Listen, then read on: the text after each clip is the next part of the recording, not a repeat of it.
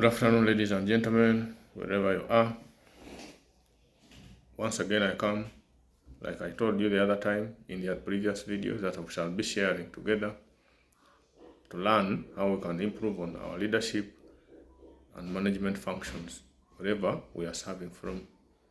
Today, again, I come with the most critical issues that managers and leaders fear in their daily career. Number one issue is accountability.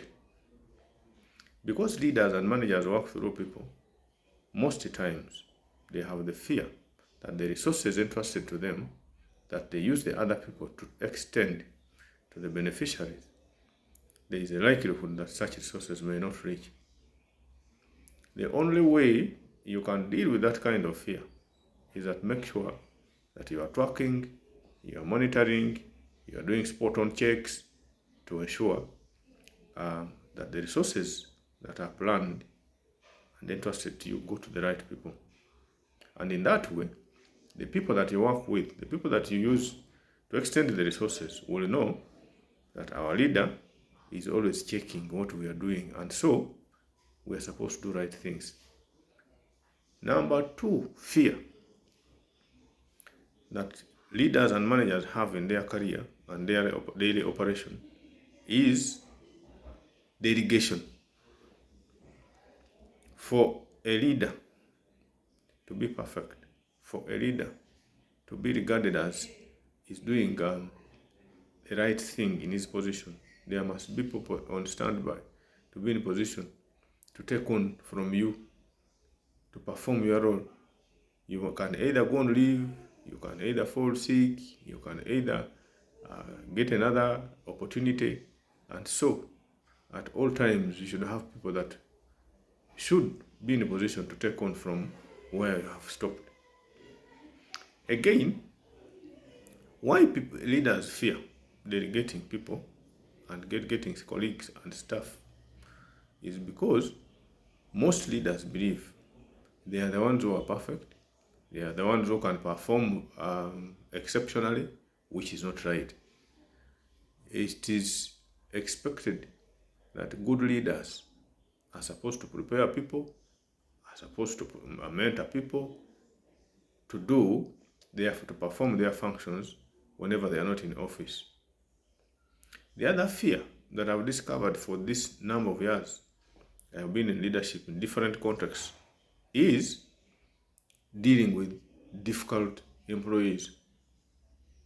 Most leaders, you will agree with me, that even at the point of selection, when they are identifying a staff to fill a position, their fear at that point is, which kind of person am I bringing on board? Am I bringing on board somebody who is going to be obedient? Am I bringing on board somebody who is going to be ready to learn? Am I bringing on board somebody who is going to be easy to interact with? And so that is the fear that leaders and managers have right from the start.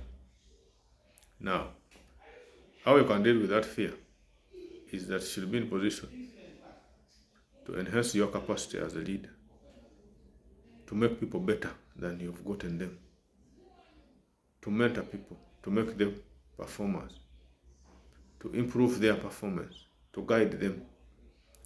Well, their personalities are very hard to deal with, but as a leader, the organization, your employer expects that you're going to mentor people, you're going to prepare people, you're going to improve their behavior by giving them feedback. The other fear that leaders have and managers is driving change. Change will always come in terms of strategy, in terms of new ideas, in terms of innovation, and most times those changes will affect employees either positively or negatively. Now, my experience is that even when leaders fear delegation, it is such a time that they will want to delegate, and they will want to leave people in their office to communicate the change on their behalf. And then when they return, they are able to implement what has already been communicated, which is not right. I want to share with you today in this video that if you want to be an effective leader, a powerful leader, always be in position to adopt the change, communicate change effectively, prepare people for change, so that you're in a position to take charge. The other fear that leaders have is feedback. Leaders may not be openly sharing with the colleagues or that they fear feedback, but powerful leaders are those that open-handedly receive feedback, and the feedback helps them to improve their function, their role. I have discovered for this number of years that I've been in leadership that you will realize that leaders and managers in their different positions will always not want to interact with the staff, the colleagues that give them positive criticism. Now, I want to advise you out there, ladies and gentlemen, if you want to become a leader that people will celebrate, use the criticism, use the feedback, use the opportunity that people provide to come to you and give you feedback. When you're given feedback, reflect upon them, review the feedback, take lessons out of them, and then improve your leadership. The other fear that leaders have, that I have discovered, that it silently burns them, is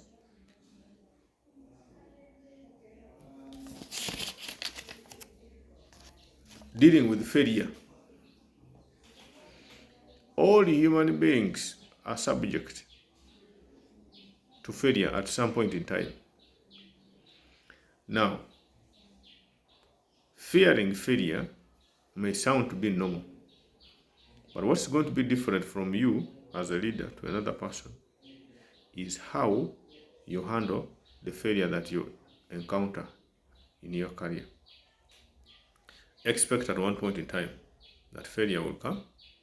Prepare your mind, do a lot of reading, do a lot of research, do a lot of consultation to make sure you're in position to handle the effects, the negative results of the failure that you may have encountered. Ladies and gentlemen, I thank you so much.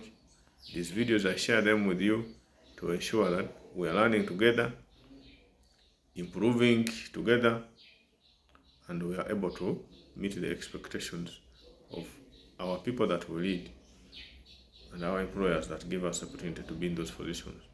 Thank you, and God bless.